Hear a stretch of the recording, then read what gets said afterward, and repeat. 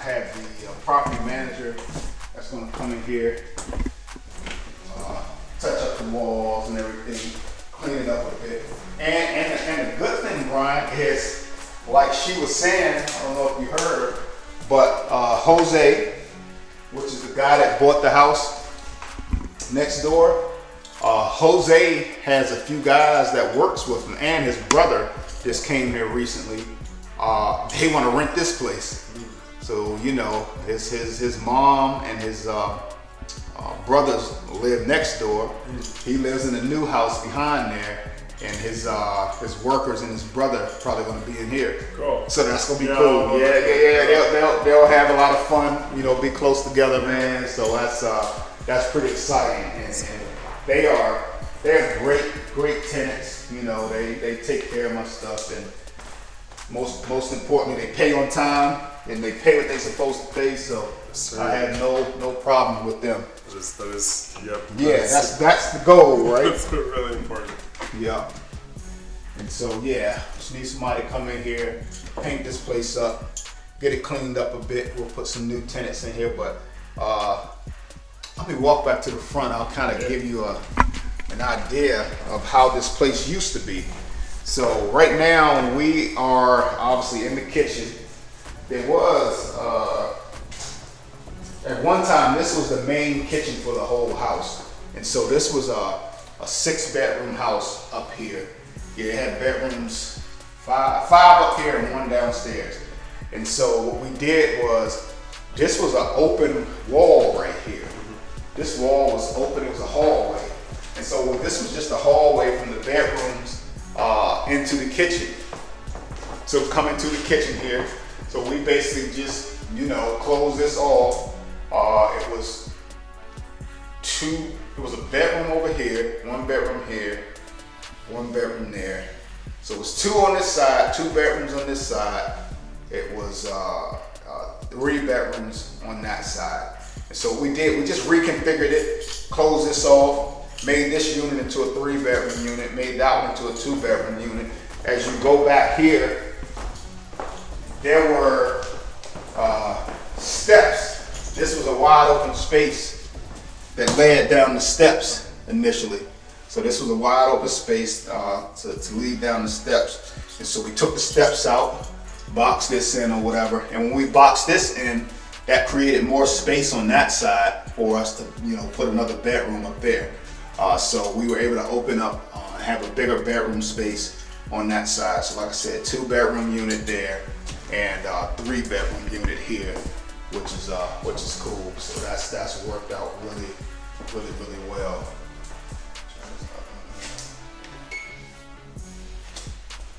Yeah, so that's worked out really well. So we came in and renovated this entire place. New flooring, new paint, new light fixtures. We kept pretty much the original cabinets. We just painted them real good because they were in good condition. Put some new countertops. All the plumbing is brand new. Oh, nice. All the electrical is brand new. Those are like things that will give you problems. Yes, that's the whole key to have a successful rental property. Yeah. Yes, you take care of the major items when you do it, and you get good tenants. If you do that, your experience as being a landlord is that much better. I'm telling you. So that's the key, you know. So when people say, oh, you shouldn't be a landlord, you know, some of those people probably just either 1, didn't take care of the property, or 2, didn't put the best tenants there, or 3, never even owned a rental property. you know, so be aware of where you're getting your information from.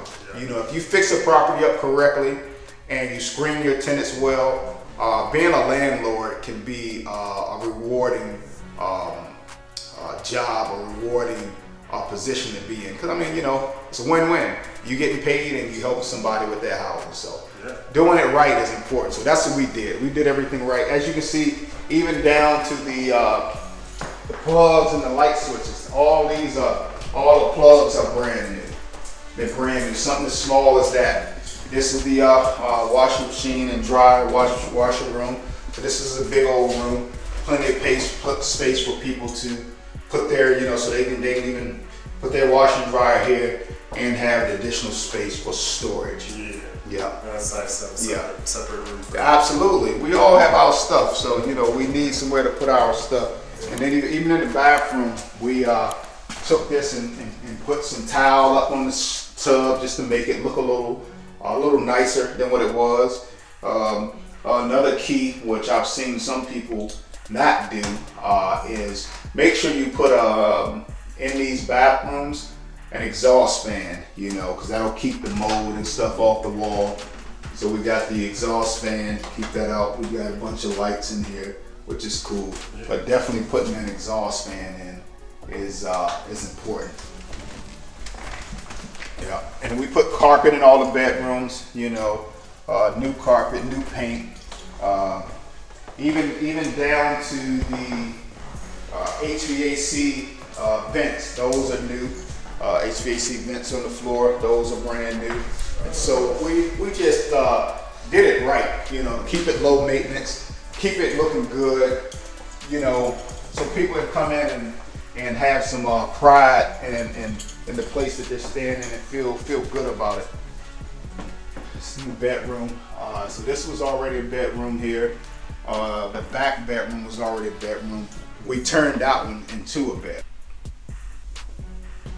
Yeah, and so another thing I would add is, especially for real estate agents out there, like, hey, we're in the field every day and we're helping our clients find these opportunities. This was an opportunity that I found myself. Thought it was a good fit for me, and it's been a blessing to me and my family. And so as a real estate agent, start looking at things differently. Look at it from an investment standpoint. I started taking one day out of each week and just kind of looking for deals on my own, right? Because I felt like if it's good enough for my investor client, then it should be good enough for me.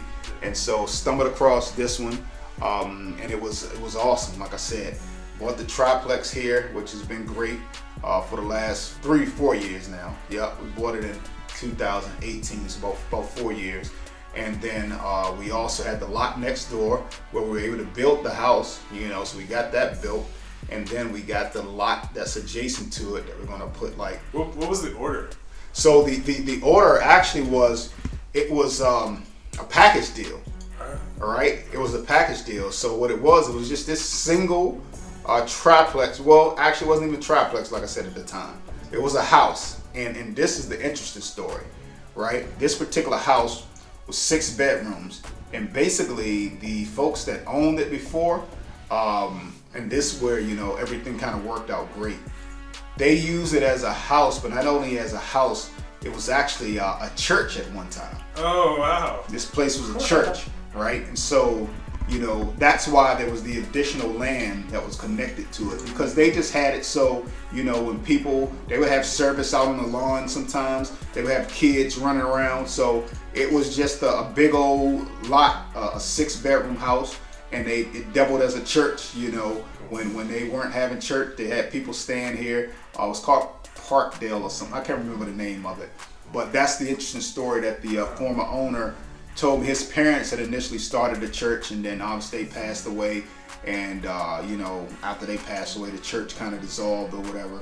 But so it was this house sitting on this plot of land, and it was connected to a third of an acre next door where we built the new construction, and then it also had the lot next door, which is almost 2 acres. So we bought it all together.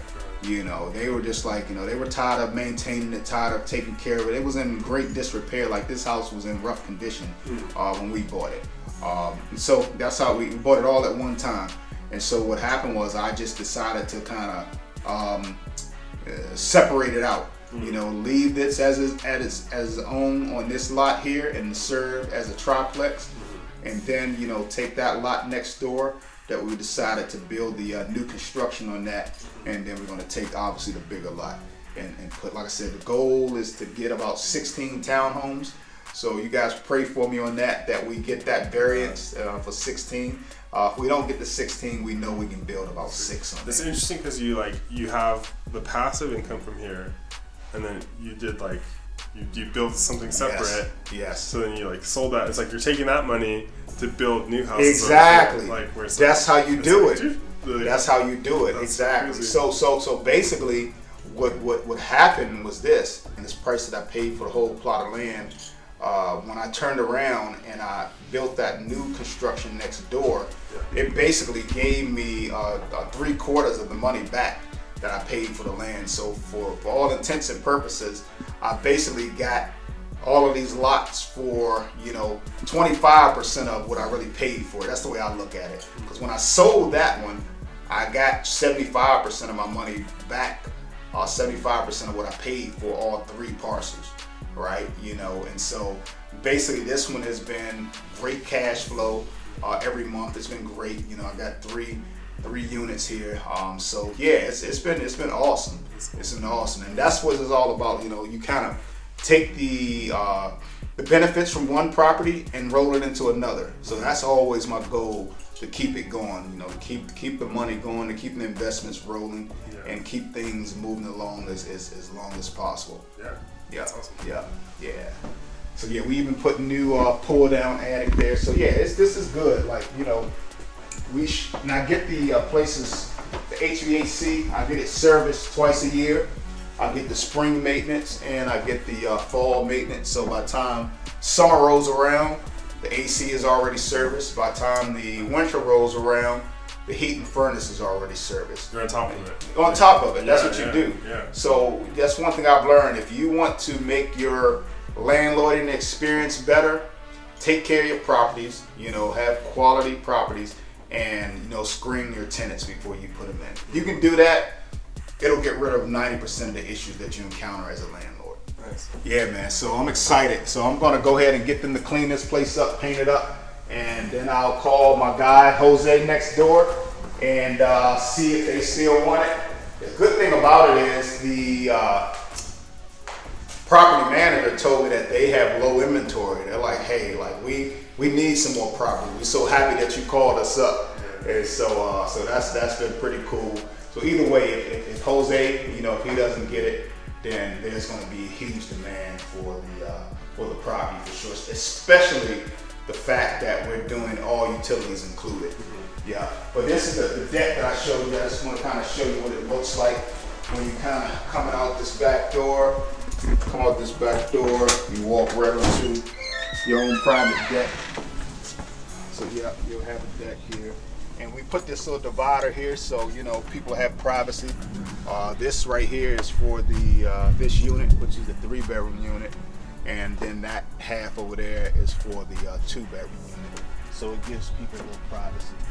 But yeah, Jose did a great job. They built this with these pavers and built this, I forgot what you call it, pavilion or what have you. But yeah, it's cool. But yeah, all of this land is gonna look different in the next year or two. We're gonna knock that out and build some houses there. So can't wait for that.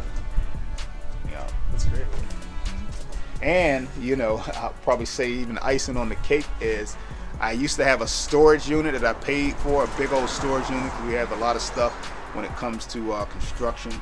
I was able to move all the stuff out of the storage unit, and I just put it in that basement. Save me $400 a month. Yeah. So I almost count that as, this property is bringing me in an additional $400 a month. You see what I'm saying? Because I don't have to pay it in the storage. So that's been, this has been a blessing here. This one has been a good one. Yeah. One of these squatters. Exactly. No, I don't want that. I want no parts of that. And I've experienced that before too. Oh, really? Squatters? Yeah, it was at one of my clients' properties, which was wild. I went to list the property, and I got to the house, and there were people in the house. I'm like, I thought you told me the place was vacant.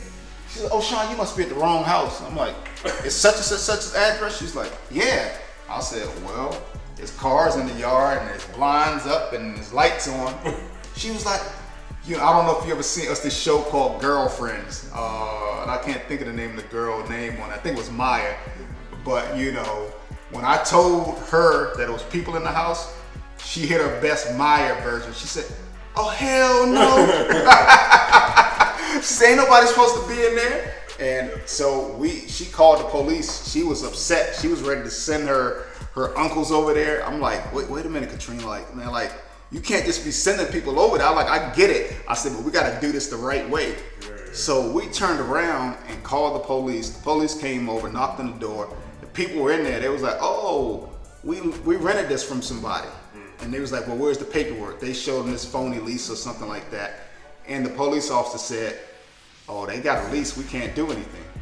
Oh, so you know, my client, she was livid. She was really ready to call her Uncle Ray Ray, you know. And so what the police officer told them was like, look, I advise you guys to probably just move out, you know, because the owner is going to file charges on your trespassing. Like, move out and talk to whoever you got the lease from. Y'all get that worked out. But they had never had a lease. What happened was the house was vacant for probably about 6 or 7 months. And they got a way of targeting these places. They know which houses are vacant, and they just squatted because it was vacant. And they knew they were going to come up with this fake lease. And so anyway, they ended up moving out. Like, it was the craziest thing. They had all their belongings out like the next day in a U-Haul. So they probably just do this stuff like go find the next house. I mean, because they were literally out and like, because we basically kind of sat there and watched them move their stuff out, you know. So they didn't have a house full of stuff, but they moved out in like 2 hours. Okay. So it was the craziest thing. So yeah, I've experienced the squatter stories. Yeah. I don't want no parts of that. That's not too bad, yeah. I've heard some good about it. Yeah. Consider yourself blessed. Absolutely, man. What you talking about? Yep. And even when I do my renovations, I always try to build a rapport with the neighbors, especially teenagers, because those are the ones that are usually messing. Like, they just idle mind. They're just, you know, don't have anything to do. They're coming in and they're just, you know, hanging out in the places, throwing rocks. And so I usually come in and build a good rapport with the teenagers in the neighborhood. I always let them know that I'm their ally, and I'm like, you know, normally it's usually them that's the ones that are really doing something. But I come to them, I'm like, hey guys, I need you guys to do me a favor. I need you to keep an eye on this house for me. Like, don't let anybody mess with it. You know, and I said, look, I'll give them like $20 a piece. I'm like, hey, there's $20 a piece for all you guys. Just keep an eye on it. I give them my number. If you see anybody messing with it, let me know. If everything works out by the time I get a person to move in here, I'm gonna give you guys another $20. They're like, what? Are you serious? And so once I do that, I never have any more problems. That's so smart.